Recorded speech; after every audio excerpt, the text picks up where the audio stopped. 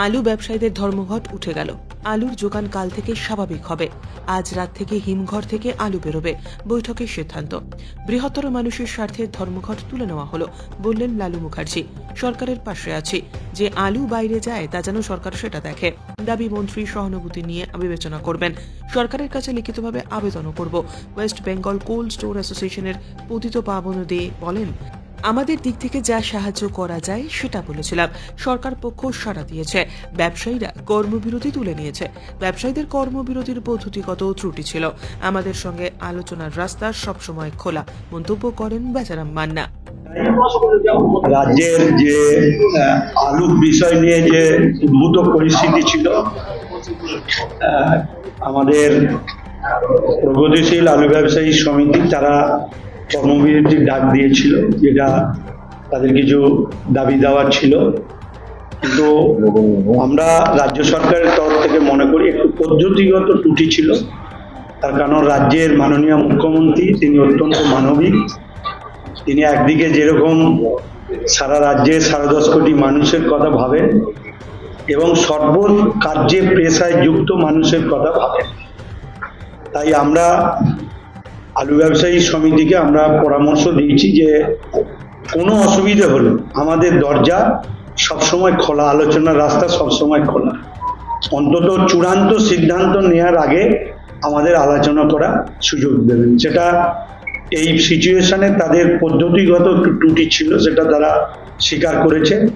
তারা সাধারণ মানুষের স্বার্থে, রাজ্যের স্বার্থে তারা যেরকম কর্মবিরতি আজকে উইথড্র করে নিল, তার সাথে সাথে যে রাজ্যের মাননীয় মুখ্যমন্ত্রীর কাছেও তারা আবেদন করেছেন যে তাদের কিছু সমস্যা রয়েছে কয়েকটি জেলার আলু নিয়ে, সেগুলো যাতে দ্রুত সমাধান হয় সেটা আবেদন করেছেন। আমরা নিশ্চিতভাবে যে গতকালই আমাদের মুখ্যমন্ত্রীর নির্দেশে চিফ সেক্রেটারি সাহেব তিনি একটা মিটিং ডেকেছিলেন। সেখানেই বেশ কয়েকজনই আমাদের বলেছিলেন যে আপনি বসলে সমস্যাটা মিটে যাবে।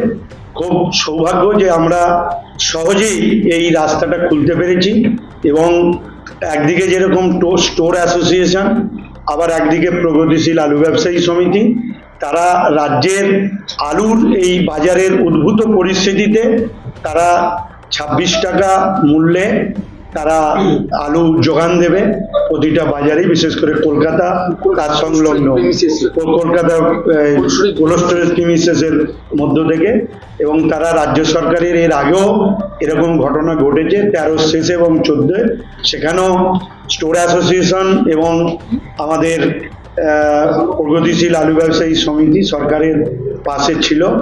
এবারেও তারা পাশে থাকার অঙ্গীকার করেছে এবং আজ থেকেই প্রতিটি স্টোরে ব্যাপক পরিমাণ আলু বেরোবে। আমাদের স্থির বিশ্বাস কাল থেকে আমাদের বাজার সম্পূর্ণটাই নিয়ন্ত্রণে থাকবে। তার কারণ আমরা ইতিমধ্যেই এই উদ্ভূত পরিস্থিতিতে আমাদের মোট 493টি সুফল বাংলার কাউন্টার আমরা খুলেছি। সারা রাজ্যে 100টি এই উদ্ভূত পরিস্থিতিতে এক সপ্তাহের মধ্যে 100টি কাউন্টার খোলা হয়েছিল, তার মধ্যে 25টি হচ্ছে কলকাতায় এবং আরো বাড়াবার সিদ্ধান্ত নেওয়া হয়েছিল এবং সেখানে 29 টাকা কেজি দরে আমরা সেখানে আলু বিক্রি করছিলাম। তাই স্বাভাবিক কারণে যদি আমরা প্রতিশ্রুতি মতো স্টোর অ্যাসোসিয়েশন এবং প্রগতিশীল আলু ব্যবসায়ী সমিতি তারা যদি কথা রাখেন, তাহলে আমরা আশা রাখছি যে মানুষকে 30 টাকার নিচেই আমরা আলু পৌঁছাতে পারবো। এবং আপনারা জানেন যে সর্বভারতীয় ক্ষেত্রে আলুর দাম অত্যন্ত চড়া। দিল্লি থেকে আরম্ভ করে যে শহরেই যাবেন না কেন 45 টাকার নিচে কোথাও আলু নেই। এটা আমাদের সৌভাগ্য যে আমাদের রাজ্যের মাননীয় মুখ্যমন্ত্রী, আপনারা জানেন যে 9 জুলাই তিনি একটি এই মূল্যবৃদ্ধি নিয়ে একটা মিটিং ডেকেছিলেন এবং তারপর থেকে সমস্ত ক্ষেত্রে সবজির ক্ষেত্রে 40% দাম কমেছে। তিনি উদ্বিগ্ন ছিলেন যে আলুর দামটা কেন কমছে না। সেই উদ্বিগ্ন আজকের সিদ্ধান্ত অনেকটাই স্বাভাবিক করে দেবে, এটা আমাদের মনে হয়েছে। তাই আমি রাজ্য সরকারের পক্ষ থেকে ধন্যবাদ জানাবো প্রগতিশীল আলু ব্যবসায়ী সমিতি, স্টোর অ্যাসোসিয়েশনের কর্মকর্তাদের, তাদের সকলের উদ্যোগের মধ্য দিয়ে আমরা একটা জায়গায় পৌঁছাতে পেরেছি এবং আগামী দিন উচ্চ পর্যায়ে তাদের সমস্যাগুলো যাতে দ্রুত সমাধান হয় সে ব্যাপারেও আমরা নজর রাখবো। তার মানে ভিন রাজ্যে কি এবার থেকে আলু যাবে? ভিন রাজ্যেও কি যাবে আলু?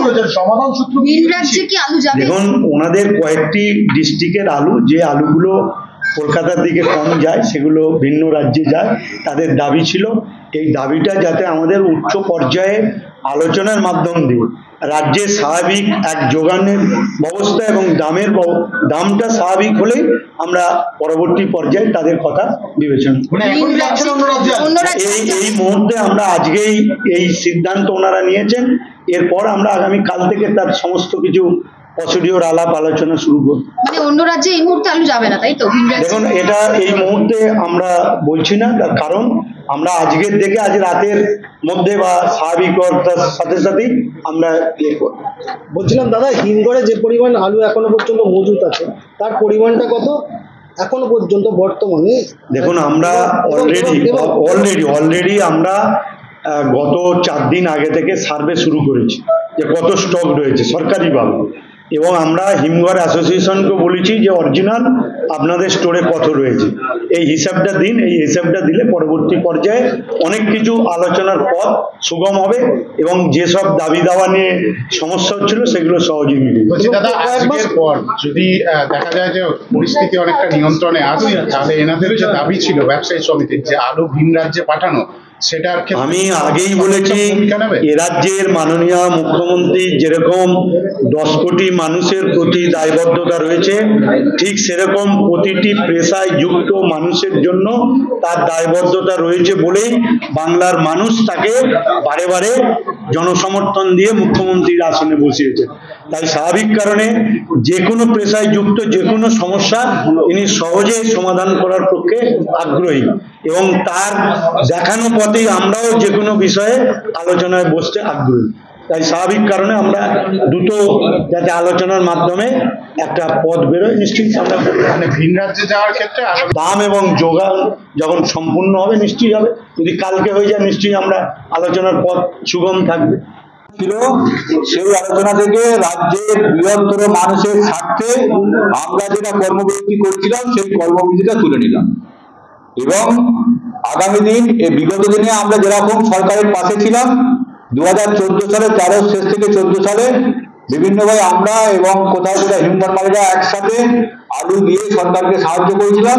সরকার যদি সেরকম কোন রকম পদক্ষেপ নেয় আমরা সরকারের সাথে সেই সাথে আছি এবং মাননীয় মুখ্যমন্ত্রীর পাশেই আছি। আর এর সাথে সাথে আজকের সভা থেকে আমরা মাননীয় সরকারের কাছে আবেদন করব, আমাদের যে যে জেলায় আলুগুলো বাইরে যায়, বিশেষত বর্ধমান, বিশেষত বাঁকুড়া, মেদিনীপুর, বীরভূম, মুর্শিদাবাদ, বর্ধমানের একাংশে এবং উত্তরবঙ্গ, এই যে আলুগুলো বহির্রাজ্যে যায় সেটাও যাতে স্বাভাবিকভাবে থাকে সেই জন্য আমরা মাননীয় সরকারের কাছে আজকেই জানাবো। কি আলোচনা হলো আপনাদের মধ্যে? কেন এতদিন ধরে আটকে ছিল, কি বললো? আমাদের আলোচনার বিষয়বস্তু যেটা ছিল আমি খুলে বললাম এইটুকুই, আমরা সেই জন্য আমাদের কর্মবিরতিটা প্রত্যাহার করেছিলাম। আমাদের যে দাবিগুলো ছিল সেই দাবিগুলোর সাথে সরকার অনেক সরকারি বিভাগীয় মন্ত্রী ছিলেন, ওনার সাথে উনি সহানুভূতির সাথে বিবেচনা করবেন এটুকু আশ্বাস আমরা ওনার কাছে পেয়েছি। আমরা এতে আমরা খুশি এবং আমরা কি দাবি ছিল এবং সেটা কি কেনই বা কর্মবিরতি করতে হয়েছিল আপনাদের? আপনারা কর্মবিরতি কেন করেছিলেন? আমরা কর্মবিরতি আমাদের যে বিভিন্নভাবে যে আমাদের গুণগত মান যে আলুটা বহির্রাজ্যে যাওয়ার ক্ষেত্রে অসুবিধা হয়, তো সেই বিষয়ে আমরা মাননীয় প্রধানমন্ত্রীকে সমস্ত কথা বলেছি, উনি শুনেছেন, শুনে আমাদের ব্যবস্থা উনি নেবেন ওইটুকু না। সেরকম গুলো আশ্বাস কি পেলেন আপনারা বাইরে? না কর্মবিরতিটা আমরা তুললাম, আমরা সরকারের কাছে আজকেই লিখিতভাবে আবেদন করে দেবো আগামী দিনের জন্য। এর আগে সরকারের কাছে আবেদন করেননি আপনারা? আমরা অ্যাকচুয়াল লিখিতভাবে আবেদন করিনি,